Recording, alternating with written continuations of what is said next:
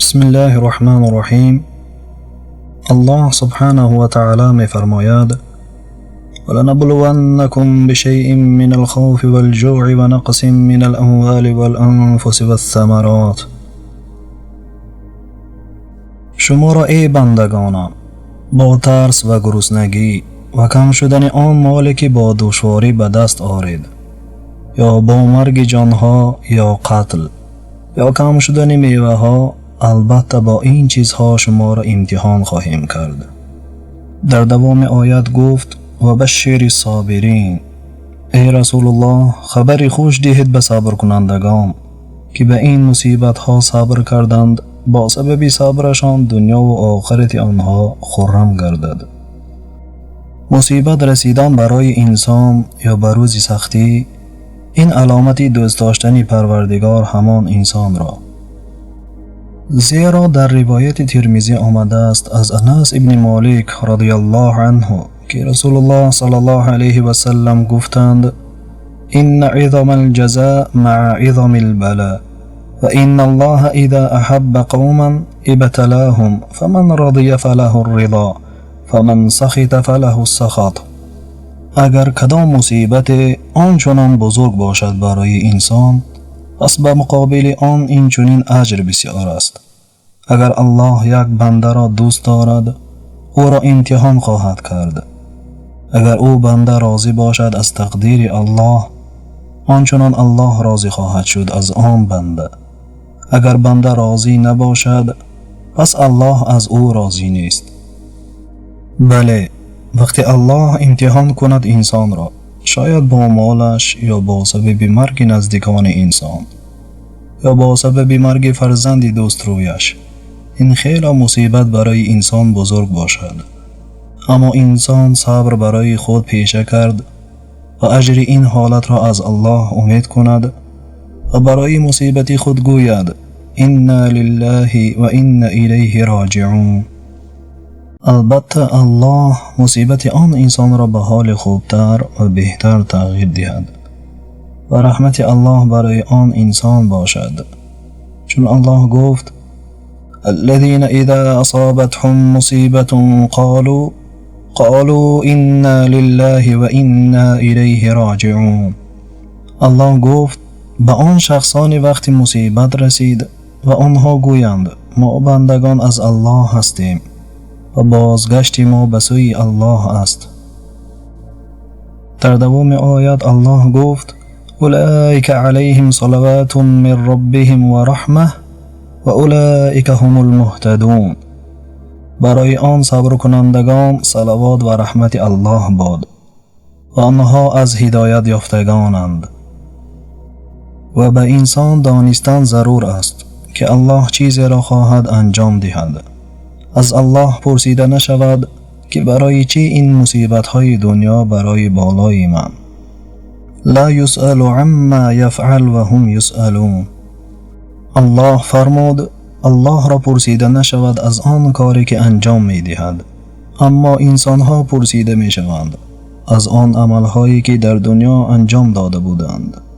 اما برای انسان چی مصیبتی نباشد، همه مصیبت ها برای او بهتر و خیر است، زیرا حکمت را جز الله کسی نداند.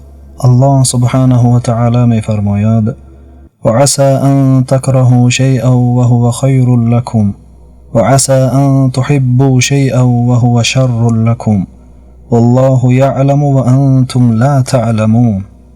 آن چیزی که برای شمایان ناپسند است شاید برای شما بهتر باشد، و آن چیزی را که شما دوست دارید شاید برای شما بد باشد. الله می‌داند چی بهتر باشد و چی بد، اما شما نمی‌دانید. اما ما بندگان دانیم که الله برای بندگان خود یک ذره ظلم نخواهد کرد. ان الله لا یظلم مثقال ذره. الله می‌فرماید البته الله برای بندگان خود یک ذره ظلم نخواهد کرد. چنانه در بالا ذکر کردیم وقتی انسان برای چی مصیبتی باشد، اگر صبر کرد و اجر و پاداشش را از الله انتظار باشد، البته الله اجر آن انسان را زیاده کند و مرتبه همان انسان در نزد الله بالا خواهد شد. چون در صحیح مسلم آمده است که رسول الله صلی الله علیه و سلم گفتند: عجبا لامر المؤمن ان امره كله له خیر وليس ذلك لأحد إلا للمؤمن إن أصابته سرا شكر فكان خيرا له وإن أصابته ضرا صبر فكان خيرا له. چی عجیب است امر مؤمن، زیرا تمام امر مؤمن برایش خیر است و این خوبی را جز مؤمن برای کسی داده نشد. اگر شادمانی آمد برایش، آن مؤمن شکرگزار باشد و این برایش خیر است، و اگر سختی آمد برایش، صبر را پیشه کرد و این برایش خیر است. چون الله دوست دارد آن بنده صبر کنندگان را. والله یحب الصابرین. الله در سوره آل عمران گفت الله دوست دارد صبر کنندگان را. یا در سوره زمر الله فرمود انما یوفی الصابرون اجرهم بغیر حساب. اجر برای آن صبر کنندگان پره و به حساب داده می شود. در روایت ترمذی آمده است که رسول الله صلی الله علیه و سلم گفتند اگر فرزند یک بنده وفات کند، الله برای ملائکه ها گوید اما الله خود بهترین داننده است از آن حال بنده. جان فرزند بنده ای مرا قبض کردید؟ ملائکه ها در جواب گویند بله پروردگارا. الله باز به ظاهر کردن رحمتش برای بنده خود باز پرسان کند جان میوه ای بنده مرا قبض کردید؟ ملائکه ها در جواب گویند بله پروردگارا، جان میوه بنده تو را با تقدیر قبض کردیم. پس الله گوید بنده من چی گفت؟ ملائکه ها در جواب گویند بنده تو حمد گفت به ذات یگانه تو و این چنان گفت انا لله و انا الیه راجعون. پس الله برای فرشته ها گوید ابنوا لعبد بیتا فی الجنه و سموه بیت الحمد. برای بنده من قصر در جنت بنیاد کنید و نام قصر را بنده شکر کننده گذارید و این نعمت ها برای بندگان صبر کنندگان باشد. وقتی صحابه زن ام سلمه از رسول الله صلی الله علیه و سلم شنویدند که رسول الله صلی الله علیه و سلم گفتند اگر کدام مسلمانی که به او مصیبت رسد با تقدیر الله و آن انسان این دعا را گوید انا لله و انا الیه راجعون اللهم اجرنی فی مصیبتی و اخلف لخیرا منها. ما از الله هستیم و بازگشت ما به سوی الله باشد. پروردگارا اجر نصیب گردان برای این مصیبت و تغییر بده این مصیبت را برای بهبودی و آنچه که خیر باشد برای من. پس در دوام دعا رسول الله صلی الله علیه و سلم گفتند الا اخلف الله له خیرا منها. البته الله تغییر خواهد داد آن مصیبت بنده را به بهبودی و آنچه که خیر است برای آن بنده.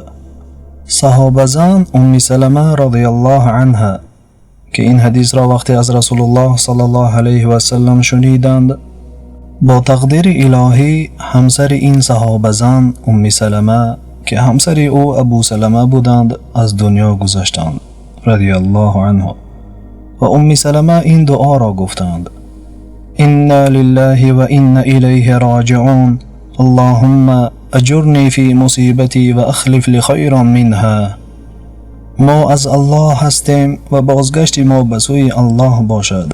پروردگارا اجر نصیب گردان برای این مصیبت و تغییر بده این مصیبت را برای بهبودی و آنچه که خیر باشد برای من. پس از گفتن این دعا برای خود این زن سوال کردند از همسری من ابو سلمه آیا باز شخص بهتر باشد که الله به بهبودی تغییر دهد؟ پس چند وقتا از بین گذشت که رسول الله صلی الله علیه و سلم برای این زن ام سلمه خود خواستگاری کردند و ام سلمه رضی الله عنها گفتند که الله رسول الله صلی الله علیه و سلم را به ابو سلمه تغییر داد که از رسول الله صلی الله علیه و سلم در دنیا انسانی بهتر نباشد. و صلی الله و سلم علی عبدک و رسولک نبینا محمد و علی آله و صحبه اجمعین.